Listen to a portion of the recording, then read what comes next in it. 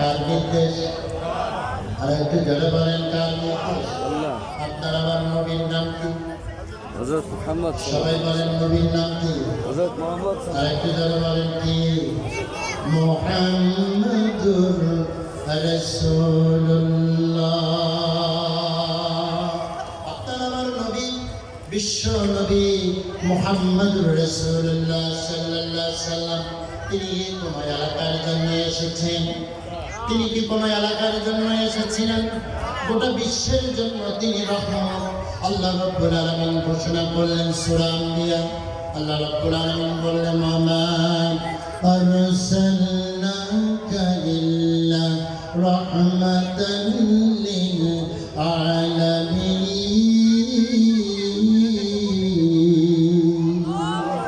নবী আপনাকে तमाम বিশ্বের জন্য রহমত করে পাঠালাম।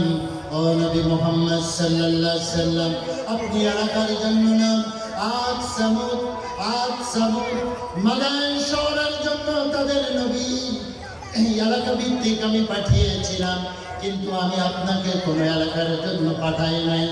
আমি আপনাকে तमाम বিশ্বের জন্য করুণার অগ্রদূত করে পাঠিয়ে দিলাম। সুবহানাল্লাহ। নবী আর নেই, নবী কি আছে? কথা বলে না, নবী কি আছে? কিন্তু আপনার আমার নবী জিন্দা নবী। আপনি আমি যদি সেই নবীর প্রতি একবার দরুদ ও সালাম করি, বিশ্ব নবী বলেন আপনার আমার এই দরুদ ও সালামটুকু ফেরেশতারা আপনার নাম ধরে, আপনার পিতার নাম ধরে, আমার পিতার নাম ধরে বিশ্ব নবীর রওজায়ে আথারে পৌঁছে যায়। আল্লাহর নবী ওই तमाम বিশ্বের সমস্ত প্রত্যন্ত অঞ্চল থেকে নবীর প্রতি যে দরুদ ও সালাম পড়া হলো, ওই দরুদ ও সালাম ফেরেশতারা বিশ্ব নবী মুহাম্মদুর রাসূলুল্লাহ সাল্লাল্লাহু আলাইহি সাল্লামের রওজা মোবারকে পৌঁছে দেয়। আল্লাহর নবী নিজেই ওই সালামের উত্তর দিয়ে দেন। সুবহানাল্লাহ। সাহাবায়ে কেরাম বললেন ইয়া রাসূলুল্লাহ, ইয়া হাবিবাল্লাহ, আপনি মারা যাওয়ার পরে মাটির সঙ্গে তো আপনার দেহ মোবারক মিশে যাবে। ইয়া রাসূলুল্লাহ, কিভাবে? ওই ফেরেশতারা যখন বান্দা বান্দির দুরূদ ও সালাম আপনার রওজায়ে আথারে পৌঁছে দেয়, কিভাবে আপনি উত্তর দিবেন? বিশ্ব নবী বলেন প্রত্যেক নবী রাসূলের দেহ মোবারককে মাটির জন্য ভক্ষণ করা আল্লাহ হারাম করে দিয়েছেন। সুবহানাল্লাহ বলেন, দুরূদ শরীফ পড়েন। আল্লাহুম্মা সাল্লি আলা সাইয়্যিদিনা মাওলানা মুহাম্মদ ওয়া আলা আলি সাইয়্যিদিনা হাবিবিনা মুহাম্মদ। আল্লাহুম্মা, মহব্বতের সাথে প্রাণ খুলে পড়েন। সাইয়্যিদিনা মাওলানা মুহাম্মদ ওয়া আলা আলি সাইয়্যিদিনা হাবিবিনা মুহাম্মদ। সম্মানিত হাজিরিন, সূরা সাফের 2 নম্বর ভাষণ। কয়জন নবী এবং রাসূলের কথা এই ভাষণের মধ্যে আল্লাহ তুলে ধরেছেন? কয়জন? এই মনিরা, এদেরকে একটু থামাতে হবে। কয়জন নবী রাসূলের কথা এই দ্বিতীয় ভাষণে তুলে ধরেছেন আল্লাহ? নাম কি? হযরত মূসা আলাইহিস সালাম এবং হযরত ঈসা আলাইহিস সালাম। আপনারা কি কষ্ট পাচ্ছেন? শেষ করে দেব ভাষণ 5টা। কয়টা চলছে? আর একটু জোরে বলেন কয়টা? মা বোনেরা অনেক হাজির হয়েছেন। আমি আপনাদের খেদমতে আল্লাহ রাব্বুল আলামিনের 5টা আমল কুরআনুল কারীমে সূরা আল আহজাবে আল্লাহ তাআলা তুলে ধরেছেন। আপনাদের খেদমতে 5টা কথা, 5টা আমল আমি তুলে ধরবো ইনশাআল্লাহ। তার আগে 2 নম্বর ভাষণ, যেখানে কয়জন নবী রাসূলের কথা আল্লাহ তাআলা তুলে ধরেছেন? আরেকটু জোরে বলেন কয়জন? মহান আল্লাহ রাব্বুল আলামিন ঘোষণা করলেন, ওহে মানুষেরা, ওহে ইমানদারেরা, শোনো শোনো, মনোযোগ দিয়ে শ্রবণ করো আর হৃদয়ঙ্গম করো। হযরত মূসা আলাইহিস সালাম, হযরত ঈসা আলাইহিস সালাম, তার সাথে তার জাতির মানুষেরা যেভাবে আচরণ করেছিল, শোনো তোমরা তোমাদের নবীর সাথে তেমনি ভাবে আচরণ করো না। কার নির্দেশ? একটু জোরে বলেন কার নির্দেশ? চিৎকার দিয়ে বলেন কার নির্দেশ? আল্লাহ রাব্বুল আলামিন ঘোষণা করলেন এভাবে, ওয়াইদে ক্বালা মূসা লিকওমিহি ইয়া কওমি লিমা তুজুনানি ওয়া কাদ তা'লামুনা আন্নী রাসূলুল্লাহি ইলাইকুম ফালাম্মা যাগু আযাগাল্লাহু কুলুবাহুম ওয়াল্লাহু লা ইয়াহদিল কওমাল ফাসিকিন।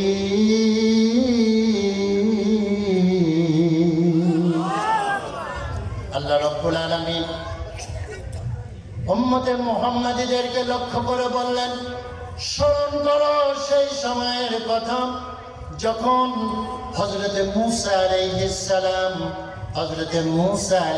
সালাম বনি ইসরাঈলদেরকে লক্ষ্য করে বলেছিলেন, তোমরা কেন আমাকে কষ্ট দাও? কেন তোমরা আমাকে কষ্ট দাও? মূসার বিপক্ষে কে ছিল? কথা কয় না। মূসাকে বিরোধিতা করেছিল কে? বলতে পারলেন না? কোরআনুল কারীমে যদি ফিরআউনের নাম কেউ পড়ে, তার আমলনামায় সওয়াব লেখা হবে কি হবে না? কথা কয় না, হবে না? কথা কয় না। আরে এভাবে যদি কোরআন পড়তে পড়তে যদি শয়তানের নাম আসে, ফিরআউনের নাম আসে, আবু লাহাবের নাম আসে, আপনার সওয়াব হবে না? কথা কয় না। অবশ্যই অক্ষরে অক্ষরে 10 নেকি। সুবহানাল্লাহ বলেন, সুবহানাল্লাহ বলেন। আল্লাহ রাব্বুল আলামিন হযরত মূসা আলাইহিস সালাম তার জাতির মানুষদেরকে লক্ষ্য করে বললেন, ও আমার জাতির মানুষেরা, তোমরা কেন আমাকে কষ্ট দাও? আর তোমরা জানো আমি তোমাদের কাছে আল্লাহর পক্ষ থেকে প্রেরিত রাসূল হিসাবে এসেছি। চিৎকার দিয়ে বলুন সুবহানাল্লাহ। কিন্তু কেন তোমরা আমাকে কষ্ট দাও?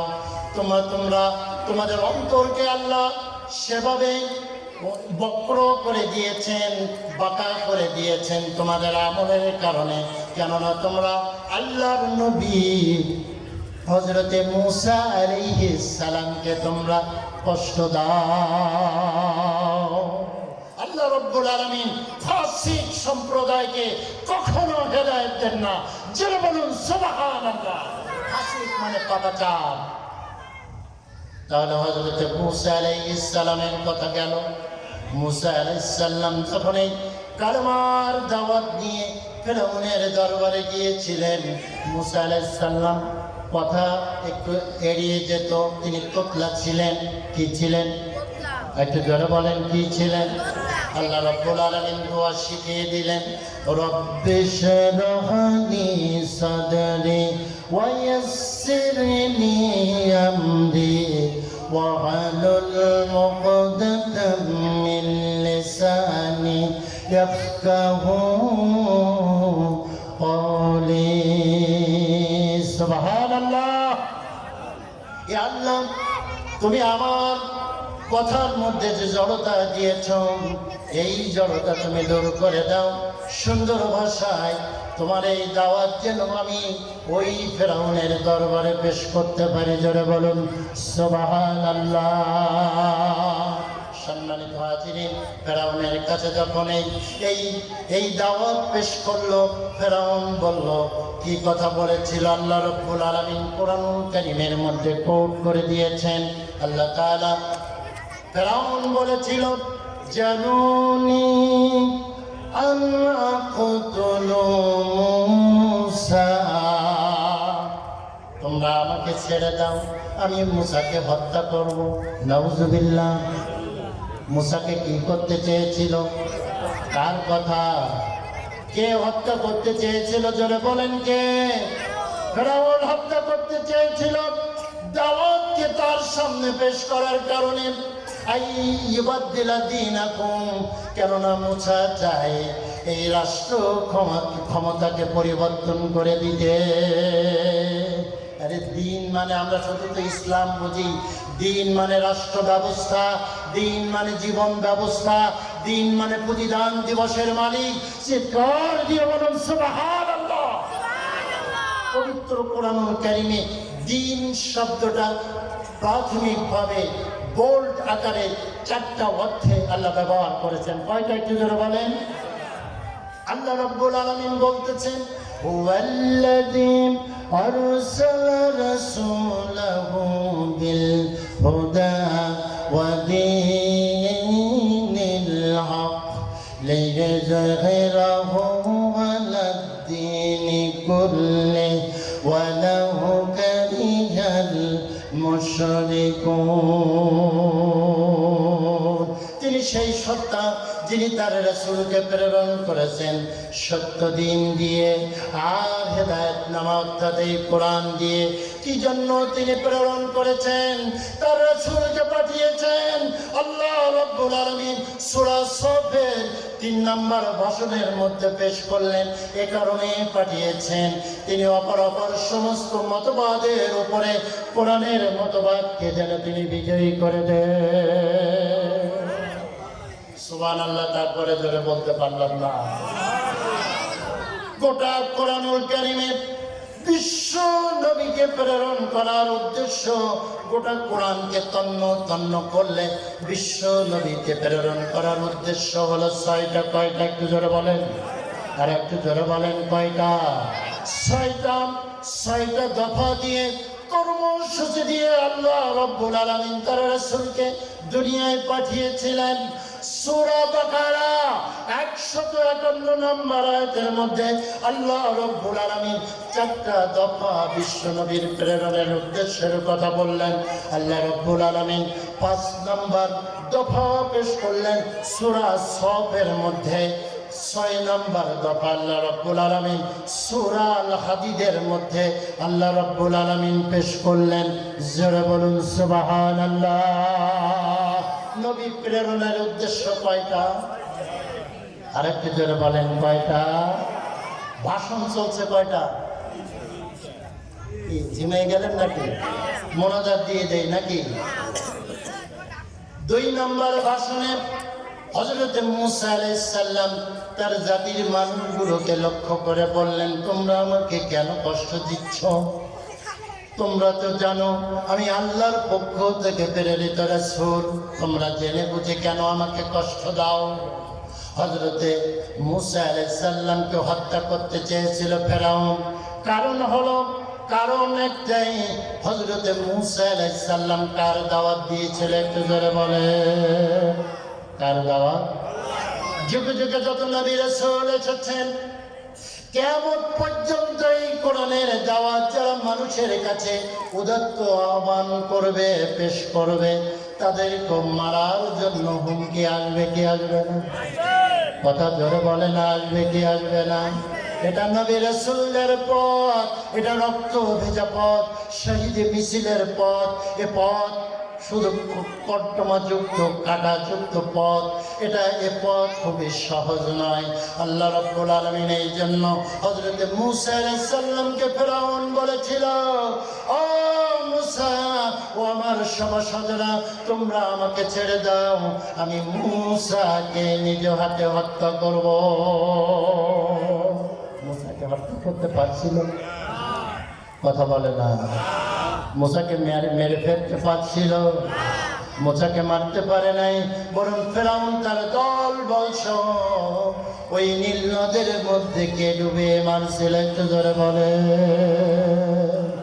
ওই সময় যখন সে ওই সমুদ্রের মধ্যে ডুবে যাচ্ছে, ওই সময় এমন ভাবে সে আল্লাহ রাব্বুল আলামিনের কাছে কাকুতি মিনতি পড়ছিল, তওবা করতে যাচ্ছিল। হযরত জিবরিল আলাইহিস সালাম বললেন, আমার বড় হিংসা হচ্ছিল, কেননা এমন ভাবে সে কাকুতি মিনতি আল্লাহর কাছে করছিল। আমি মনে মনে ভাবছিলাম, আল্লাহ তো দয়ার সাগর, আল্লাহ বুঝি ফিরআউনের দোয়াকে কবুল করে নেয় কিনা। এই জন্য আমি জিবরিল মনে মনে চিন্তা করেছিলাম, লোহিত সাগরের কালো মাটি তলার থেকে উঠিয়ে নিয়ে আমি ওই ফেরাউনের মুখটা আমি যেন বন্ধ করে দিই, যেন সে আল্লাহর নামটা না নিতে পারে। এটা আমার মনে হয়েছিল, কেননা আল্লাহ তো দয়ার সাগর, যেরকম ঠিক না। আল্লাহ তুমি দয়ার সাগর, রহমান রহিম, তোমার দয়াই পূর্ণ আমার সারা নিশিদিন। আল্লাহু আকবার। দ্বিতীয় ভাষণে আল্লাহ রাব্বুল আলামিন আরেকজন নবী রাসূলের কথা পেশ করেছেন। সে রাসূলের নামটা একটু জোরে বলবেন। হযরত ঈসা আলাইহিস সালাম। আল্লাহ রাব্বুল আলামিন হযরত ঈসা আলাইহিস সালাম আপনার আমার নবীকে আহমদ বলে তিনি সুসংবাদ দিয়েছিলেন। তিনি তার জাতির মানুষদের কাছে বলেছিলেন, ও আমার জাতির মানুষেরা শুনে রাখো, আমি তো একজন আল্লাহর পক্ষ থেকে প্রেরিত রাসূল। আমার পরে আরেকজন নবী আসবেন, রাসূল আসবেন। গোটা পৃথিবীকে তিনি জয় করবেন। ইসলাম বিজয়ীর বেশে তিনি পেশ করবেন, বিজয়ী ধারণ করবে। তার নাম হলো আহমদ। নামটা কি? তার নামটা কি একটু জোরে বলেন। মুহাম্মাদের নাম জপেছিলে বুলবুলি তুই আগে, তাই কি রে তোর কণ্ঠেরি গান এতই মধুর লাগে, ওরে এতই মধুর লাগে। আল্লাহু আকবার। গোটা কোরআনুল কারীমে আল্লাহ রাব্বুল আলামিন মুহাম্মাদের নাম বলেছেন কতবার? আমার আঙ্গুলের দিকে একটু তাকিয়ে বলেন কতবার? আর একবার জোরে বলেন কতবার? 4 বার মুহাম্মাদের নাম নিয়েছেন আল্লাহ। আহমদ বলেছেন একবার। সেই আয়াতখানা, সেই উদাত্ত গুরুত্বপূর্ণ আয়াতখানা আমি আপনাদের খেদমতে এখন পেশ করতে চাই। আল্লাহ রাব্বুল আলামিন বলছেন, ওয়াইদ ক্বালা ঈসা ইবনু মারইয়ামা ইয়া বনি ইসরাঈলা ইন্নী রাসূলুল্লাহি ইলাইকুম মুসাদ্দিকান লিমা বাইনা ইয়াদাইয়া মিনাত তাওরাতি ওয়া মুবাশশিরান বিরাসূলিন ইয়াতি মিন বা'দি ইসমুহু আহমদ। আল্লাহু আকবার। গোটা কোরআনে আহমদ শব্দ কয়বার ব্যবহার করেছেন আল্লাহ? আপনাদের কি কষ্ট হচ্ছে? কতবার? মোহাম্মদ, আহমদ, মোহাম্মদ।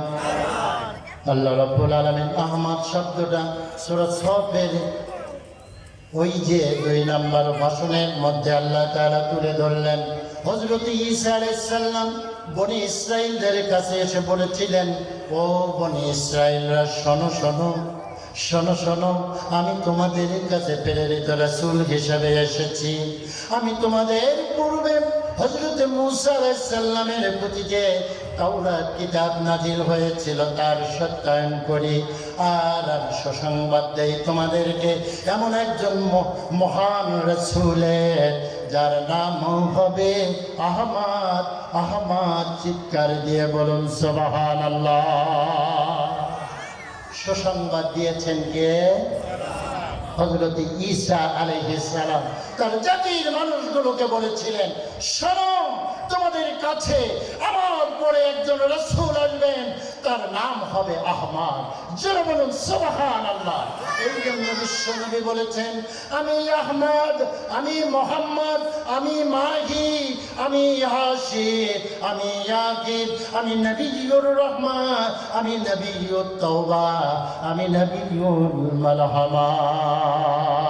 নবীজি বিশ্ব নবী বলেন, আমি হলাম মোহাম্মদ, আমি হলাম আহমদ, আমি আহমদ, আমি মাহি। কুফর, সমস্ত কুফরি মতবাদ আমি উচ্ছেদ করে দিয়েছি এই পৃথিবীতে। আমি আসার সাথে সাথে কিসরা বসরার সমস্ত মূর্তিগুলো ভেঙে খান খান হয়ে গেছে। আমি বিশ্ব নবী মোহাম্মদ সাল্লাল্লাহু আলাইহি সাল্লামের আগমনের ফলে জোরে বলুন সুবহানাল্লাহ। আমি হাসির, সমস্ত পৃথিবীর মানুষেরা নবী রাসূলদের সহ কিয়ামতের ময়দানে আমার হাতে থাকবে প্রশংসার ঝান্ডা। ওই ঝান্ডার নিচে সমস্ত নবী রাসূল সহ হযরত আদম আলাইহিস সালাম থেকে নিয়ে কিয়ামত পর্যন্ত যত মানুষ এসেছে সবাই আমার ঝান্ডার নিচে একত্রিত হয়ে যাবে। কিন্তু আমি নবী এ সম্পর্কে আমি কোনো গর্ব অহংকার করি না। সুবহানাল্লাহ বলতে পারলাম না একটু? সম্মানিত হাজিরিন, ভাষণ গেল কয়টা? হবে না আপনাদের? কয়টা কয়টা আছে ভাষণ? এখনো তো সেই জায়গায় যাইনি আমি। আপনারা তো মানে জিমায় গিয়েছেন, কিন্তু আলোচনা কি করবো কোরআন থেকে বুঝতে কি অসুবিধা হয় আপনাদের? না, আপনাদের অসুবিধা না হলে আর টেনে টুনে তিনটে কথা, তিনটে ভাষণ আপনাদের খেদমতে আমি পেশ করতে চাই। রাজি আছেন ইনশাআল্লাহ? কারা কারা রাজি? একটু দু হাত তুলে আল্লাহকে দেখান। লিল্লাহি তাকবীর, লিল্লাহি তাকবীর। ভাষণ নাম্বার 3, মহান আল্লাহ তাআলা বলেন, এবার মা বোনদের 5টা কথা আমি একটু বলে নিই, মা বোনেরা কান লাগিয়ে শুনবেন। সূরা আহজাব। কোন সূরা? কোন সূরা? আরেকটু জোরে বলেন, কোন সূরা? সূরা আহজাবের যুদ্ধে, যে যুদ্ধে আল্লাহ তাআলা আসমান থেকে ফেরেশতা নাজিল করে মুসলমানদেরকে বিজয়ের ব্যবস্থা করেছিলেন। সুবহানাল্লাহ বলেন। মুসলমানেরা, আল্লাহর নবীর সাহাবীরা, মুজাহিদরা চিন্তায় পড়ে গিয়েছিলেন। ইয়া রাসূলুল্লাহ, ইয়া হাবিবাল্লাহ, আল্লাহর সাহায্য কখন আসবে? আল্লাহর পক্ষ থেকে সৈন্য বাহিনী কখন আমাদের পক্ষে কাফেরদের বিরুদ্ধে কাজ করবে, কখন আসবে? আল্লাহর রাসূল বলেছিলেন, ও আমার মুজাহিদ সাহাবীরা, কষ্ট পেও না, উদ্বিগ্ন হয়েও না। আল্লাহর সৈন্য বাহিনী অবশ্যই আল্লাহ দিয়ে তোমাদের সাহায্যের বন্দোবস্ত আমার আল্লাহ করে দেবে। সুবহানাল্লাহ। সম্মানিত হাজিরিন, কথা আমি ভুলে যাই নাই। মা বোনেরা কান লাগিয়ে শুনবেন। সূরা আহজাবের মধ্যে আল্লাহ রাব্বুল আলামিন আপনাদের জন্য 5টা কথা, 5টা আমলের কথা বলে দিলেন। কয়টা?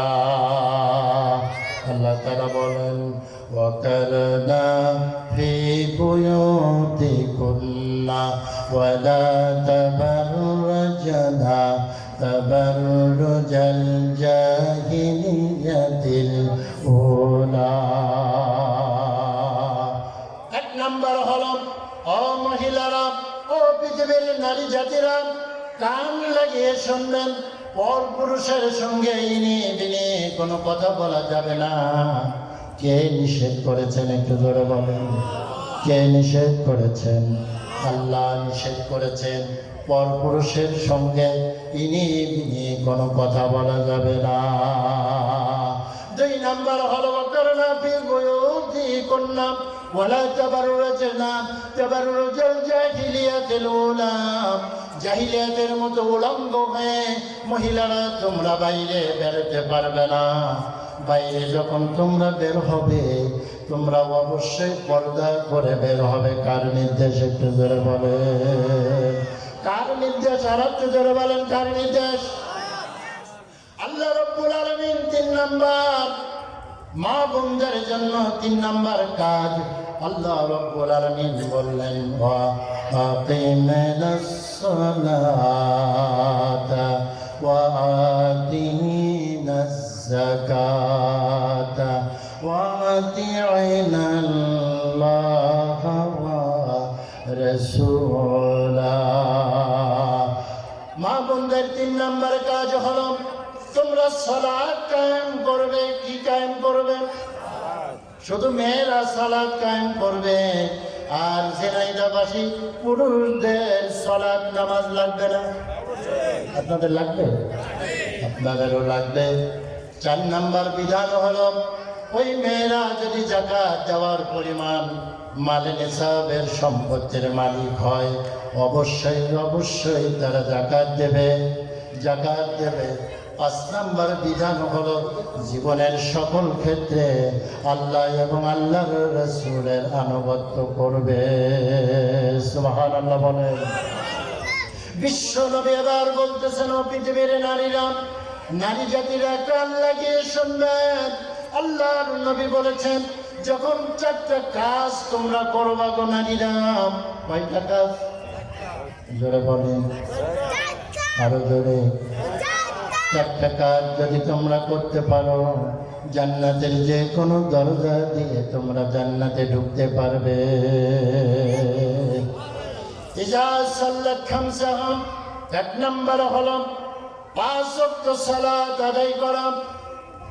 ওয়াসামাত শাহরাহা, 2 নম্বর হলো রমজানের রোজা পালন করা।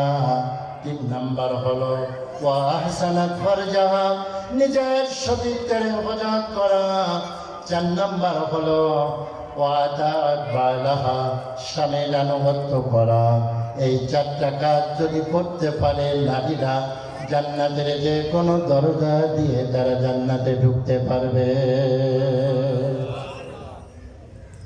এবার ঝিনাইদহবাসীর পুরুষরা সুবহানাল্লাহ একটু জোরে বলেছে, কারণ আছে। কারণ কি? 4 নম্বর হাদিসের যে অংশটুকু আমি বলেছিলাম যে স্বামীর আনুগত্য করা, এই জন্য সুবহানাল্লাহ জোরে বলেছে, এটা তার পক্ষে এসেছে। জোরে পান ঠিক কিনা? সম্মানিত হাজিরিন, এই জন্য তাম পৃথিবীর নারী জাতিদের জন্য বিশ্ব নবীর কথা মোতাবেক 4টা আমল, এই যে লাইলাতুল নিসফে শাবান, এই যে মধ্য শাবানের রাত, যাকে আপনি আমি শবে বরাতের রাত বলে থাকি। সম্মানিত হাজিরিন, আল্লাহ রাব্বুল আলামিন ভাগ্য রজনী কিন্তু এই রাতে লেখেন না, ভাগ্য লেখেন আল্লাহ রাব্বুল আলামিন রমাদানের শবে কদরের রজনীতে। জোরে বলুন সুবহানাল্লাহ। রাগ করলেন নাকি কথা শুনে? রাগ করলেন? রাগ করবেন না। সম্মানিত হাজিরিন, আমি আপনাদের হৃদয়ের কাছে, প্রাণের কাছে, অন্তরের কাছে কথাগুলো বোঝানোর জন্য চেষ্টা করি। আল্লাহ রাব্বুল আলামিন শুধুমাত্র এই যে লাইলাতুল নিসফে শাবানের রাতে আল্লাহ রাব্বুল আলামিন যে দুনিয়ার নিকটবর্তী আসমানে আছেন, শুধু তাই নয়, বরং আল্লাহ রাব্বুল আলামিন প্রতিটা রাতে আল্লাহ রাব্বুল আলামিন রাতের শেষ অংশে দুনিয়ার নিকটবর্তী আসমানে নেমে এসে আল্লাহ রাব্বুল আলামিন বলেন, কেউ আছো কি আমার কাছে ক্ষমা প্রার্থনা করবে? আমি রব্বুল আলামিন তার জীবনের সব গুনাহ খাতা আমি মাফ করে দেব। কেউ আমার কাছে রিজিক প্রার্থী আছো কি? আমার কাছে রিজিক চাও, আমি আল্লাহ রিজিকের বন্দোবস্ত করে দেব। কেউ আমার কাছে সাহায্য প্রার্থী আছো কি? আমার কাছে চাও, আমি আল্লাহ রাব্বুল আলামিন তার সমস্ত সমস্যার সমাধান আমি আল্লাহ করে দেব। এটা প্রতি রাত না, শুধু লাইলাতুল নিসফে শাবানের রাত। ঝিনাইদহবাসীর কাছে আমার আকুল আবেদন, এটা প্রতি রাত না, শুধু ওই একটা রাতে। কথা কয় না? প্রতি রাত। এই জন্য রাতের শেষ প্রহরে ঘুম থেকে উঠে তাহাজ্জুদের জায়নামাজে নিজেকে একটু মিলাই দেন আর আল্লাহর কাছে 2 রাকাত 4 রাকাত 6 রাকাত নামাজ পড়ে দুহাত তুলে চোখের পানি ফেলে দিয়ে মহান আল্লাহ তাআলার কাছে কায়মানা বাক্যে দোয়া করেন, আল্লাহ শুধু তো তুমি সবে বরাতের রাতে আসো না গো আল্লাহ, তুমি প্রতি রাতে আসো, প্রতি রাতে আসো এই ভেবে তোমার কাছে ফরিয়াদ করি। আল্লাহ অনেক সমস্যায় জর্জরিত আমি ঋণগ্রস্ত, আমি অভাবগ্রস্ত, আমার রিজিকের সংকীর্ণতা রয়েছে গো আল্লাহ, আমার জীবনে অনেক গুনাহ রয়েছে আল্লাহ, তোমার কাছে ধরনা দেই আল্লাহ। আল্লাহ ইচ্ছা করলে আপনার আমার জীবনের গুনাহ মাফ করবে কি করবে না? আর একটু জোরে বলেন, করবে কি করবে? প্রতি রাতে এটা হয়, শুধুমাত্র এই রাতে যে হয় তা নয়, আর এই মহিমান্বিত রাত তাকদীর এলাকা হয় লাইলাতুল কদরে। জোরে বলুন সুবহানাল্লাহ।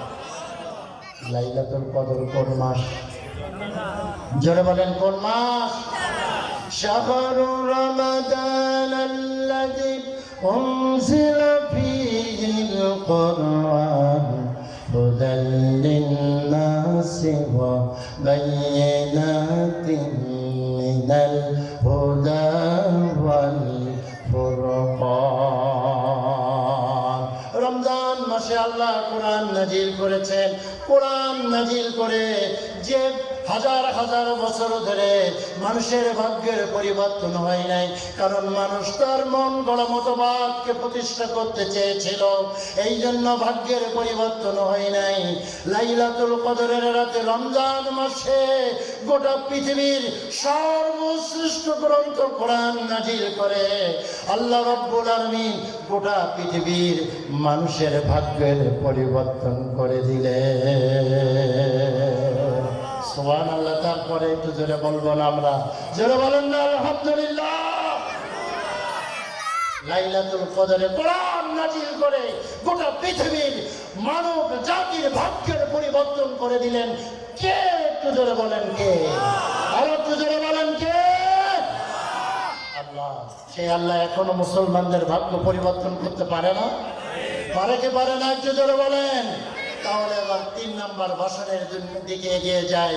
মহান আল্লাহ তাআলা উদাত্ত কণ্ঠে গোটা পৃথিবীর মানব জাতিকে লক্ষ্য করে বলছেন, ওহে মানব জাতি শোনো শোনো, কাফির মুশরিক ইহুদি খ্রিস্টান এবং মুনাফিকরা সম্মিলিতভাবে আল্লাহর নূরকে, কোরআনকে, ইসলামকে, রাসূলের আদর্শকে পৃথিবীর থেকে চিরতরে মুছে ফেলার জন্য তারা মুখের ফুৎকার দিয়ে নিভে ফেলার জন্য চেষ্টা করে, কিন্তু আল্লাহ চান তার দ্বীনকে, কোরআনকে, ইসলামকে, রাসূলের আদর্শকে জমিনে প্রতিষ্ঠা করবেই করবে ইনশাআল্লাহ। এটা কার ওয়াদা? আল্লাহ। আর একটু জোরে বলেন কার ওয়াদা? 3 নম্বর ভাষণ কি পড়ব? হ্যাঁ, অনুমতি দিলেই আমি শুরু করব, কারণ কোরআন আমি বিরক্তির কারণ করে তুলতে চাই না। 3 নম্বর ভাষণে আল্লাহ তাআলা উদাত্ত কণ্ঠে আহ্বান জানাচ্ছেন, ইউরিদুনা লিয়াতফিউ নূরাল্লাহি বিআফওয়াহিহিম ওয়াল্লাহু মুতিম্মু নূরিহি ওয়ালাউ কারিহাল কাফিরুন।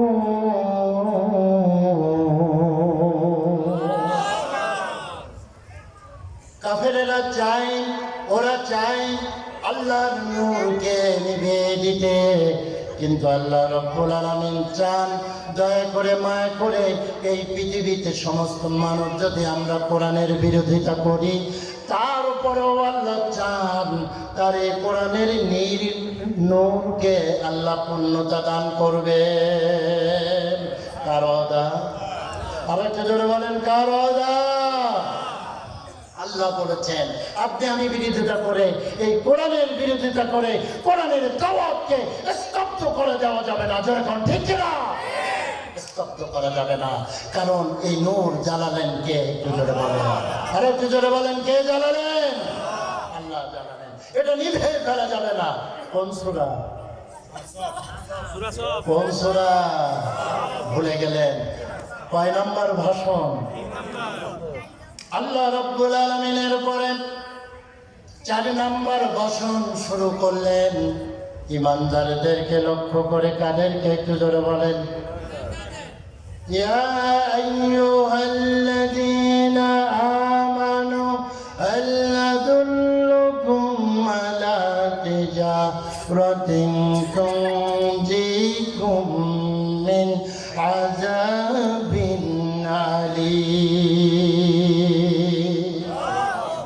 ওহে ইমানদারেরা, আমি কি তোমাদের এমন একটা ব্যবসার কথা কি বলে দেব যে ব্যবসাটা করলে পরে আপনার আমার লাভ হবে? 5টা। কয়টা? একটু জোরে বলে। কয়টা? আজকে 5-এর ওয়াজ চলছে। কিসে? 5। 4 শুধু একটা বলেছি। আল্লাহ রাব্বুল আলামিন বললেন, ওহে ইমানদারেরা, তাহলে কাজটা কাদের? কাদের?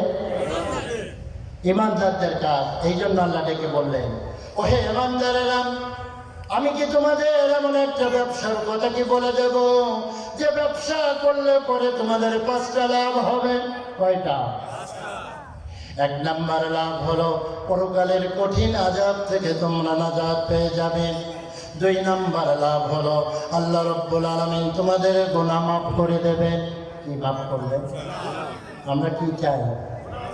গুনাহ মাফের জন্য পীরের দরবারে চলে যাই, খানকায় চলে যাই, দরগায় মানত করি।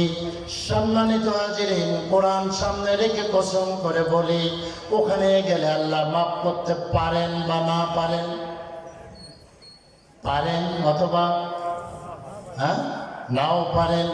কিন্তু আল্লাহ রাব্বুল আলামিন বললেন, এই গুরুত্বপূর্ণ আমলটা যদি তোমরা করো, আল্লাহ তোমাদের গুনাহ আছে মাফ করে দেবে। গ্যারান্টি। একটা গ্যারান্টি আছে, আর একটা গ্যারান্টি নাই। কোনটায় আসবো? লসের দিকে যাবো? কিসের দিকে আসবো? লাভের দিকে। লাভের দিকে আসবো। 1 নম্বর লাভ হলো পরকালের কঠিন আযাব থেকে নাজাত পেয়ে যাব। আমরা তো এটাই চাই। আমরা নামাজ পড়ি কেন? যাকাত দেই কেন?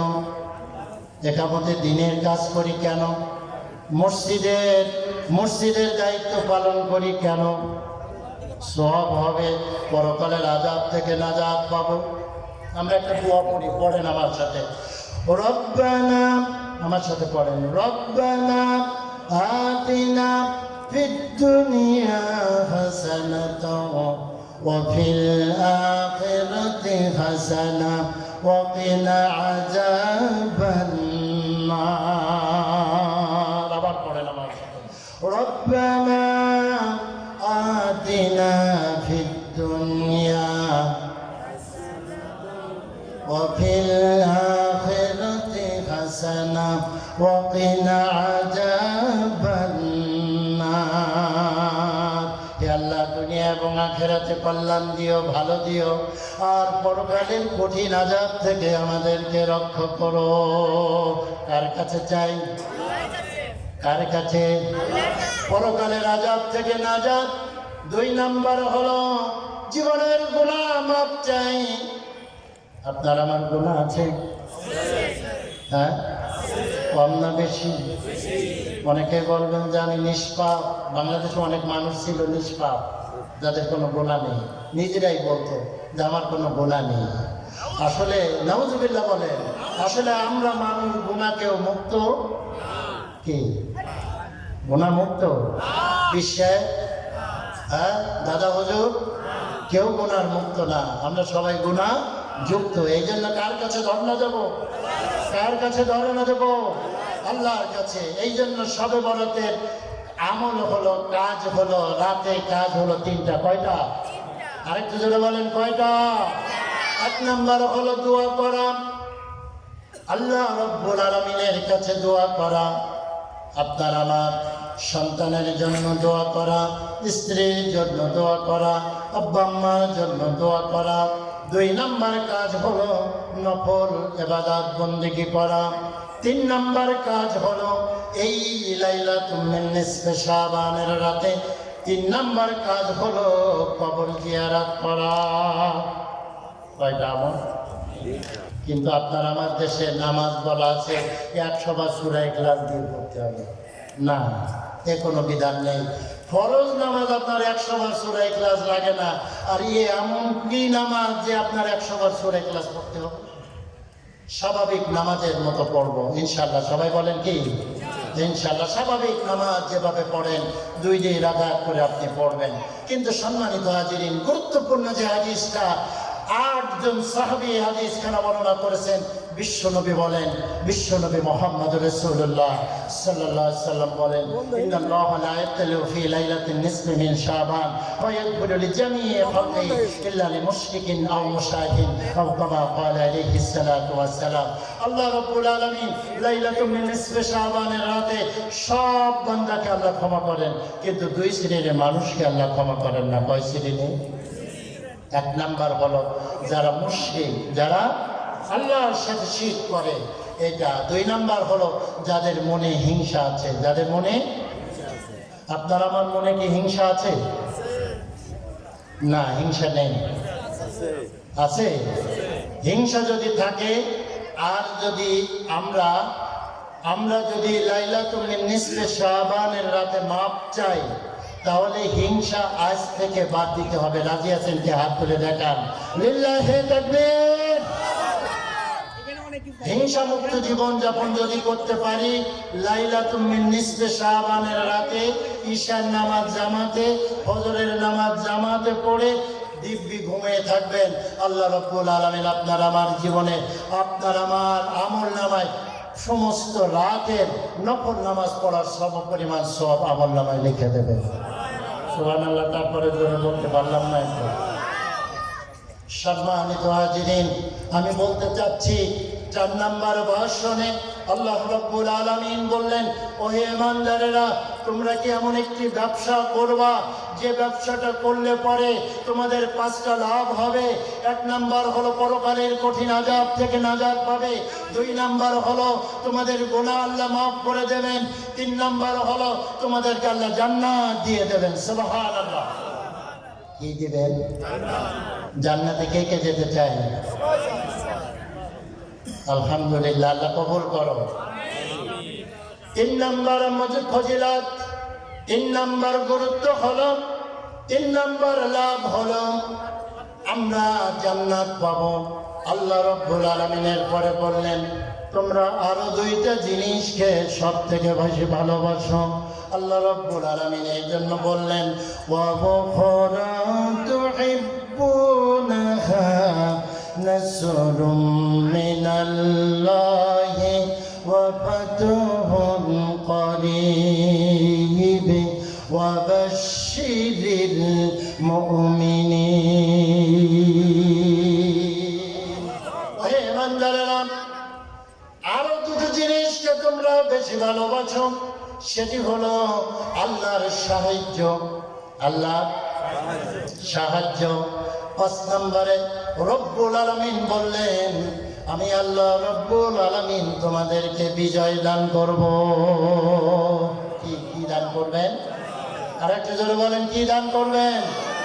5টা লাভ। এবার আপনারা আমার সাথে বলেন, আমল আমি পরে বলবো। লাভ কয়টা? লাভে লোহা বয়, বিনা লাভে তুলাও কেউ বয় না। লাভ বলেন। 1 নাম্বার জাহান্নাম থেকে, 2 গুনাহ মাফ, 3 জান্নাত লাভ, 4 আল্লাহর সাহায্য, 5 আল্লাহ বিজয় দান করবেন। ঝিনাইদহবাসী এবার কান লাগিয়ে শুনবেন, সেই গুরুত্বপূর্ণ আমলখানা কি? আমি কিন্তু এটা পরে বললাম, আগেই বলতে পারতাম। গোটা কোরআনুল কারীমে যত আমল আল্লাহ বলেছেন, 5টা 10টার পরে আল্লাহ একবারে জান্নাত বলেছেন, কিন্তু কোরআনুল কারীমে এমন একটি গুরুত্বপূর্ণ আমল আল্লাহ বলেছেন যে আমলটা করলে পরে 5টা লাভ হবে। কয়টা লাভ? আর ওই একটা আমলের পরে আল্লাহ রব্বুল আলামিন ডাইরেক্ট জান্নাতের কথা বলে দিলেন। ঝিনাইদহবাসী শুনতে চান সে আমলটা কি? শুনতে চান সে আমলটা কি? তুমিনুনা বিল্লাহি ওয়া রাসূলিহি ওয়া তুজাহিদুনা ফি সাবিলিল্লাহি বিআমওয়ালিকুম ওয়া আনফুসিকুম যালিকুম খায়রুল লাকুম ইন কুনতুম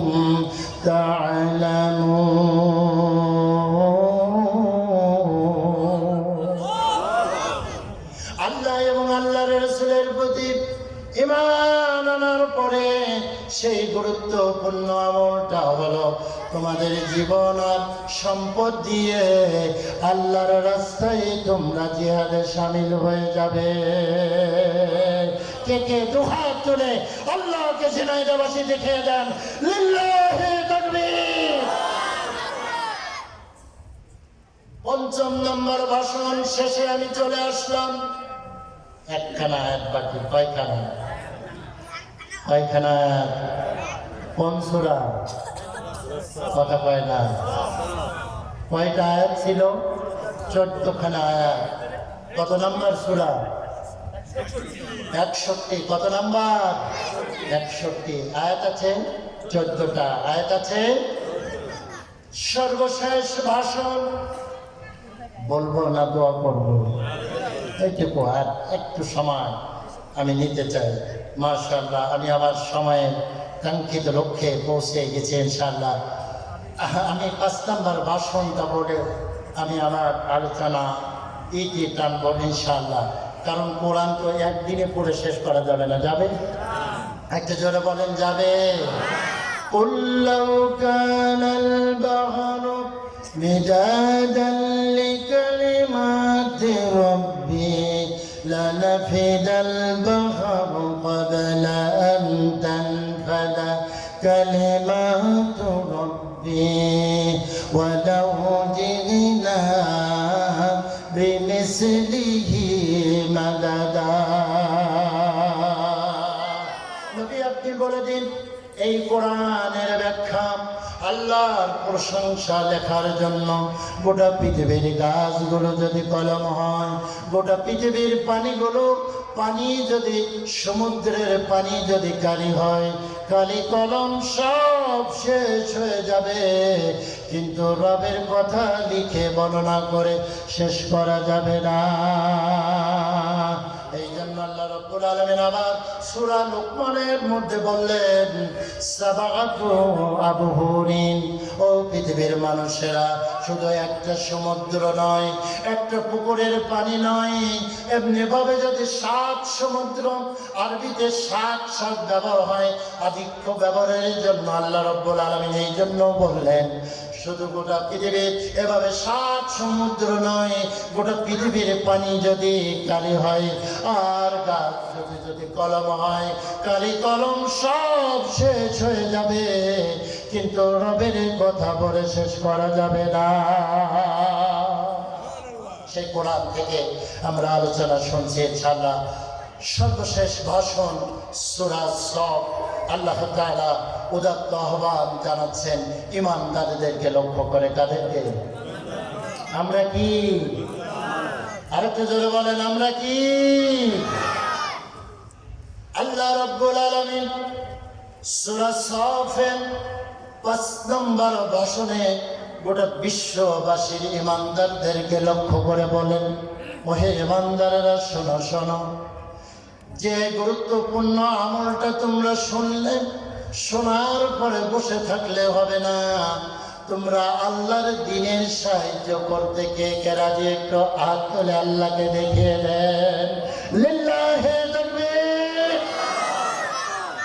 আল্লাহ রাব্বুল আলামিন সেই অঙ্গীকার আপনার আমার থেকে আল্লাহ নিচ্ছেন। কে নিচ্ছেন? তাদের কাছ থেকে ইমানদার নর এবং নারী, মা এবং বোন সবাই কিন্তু এর সাথে ইনক্লুড। আল্লাহ রাব্বুল আলামিন ৫ নম্বর ভাষণের মধ্যে বললেন, ইয়া আইয়ুহাল্লাযীনা আমানু কুনু আনসারাল্লাহ কামা ক্বালা ঈসা ইবনু মারইয়াম লিল হাওয়ারিয়িনা মান أنصاري إلى الله قال الحواريون نحن أنصار الله فآمنت طائفة من بني إسرائيل وكفرت طائفة فأيدنا الذين آمنوا على عدوهم فأصبحوا